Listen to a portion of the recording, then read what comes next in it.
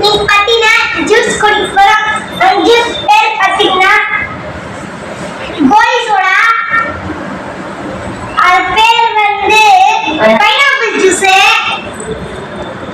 ஏற்கனவே புஷ்டா இப்ப இவ்வளவு குடிக்க போறேன். ஃபுல்லா கோலியும் இருக்கு.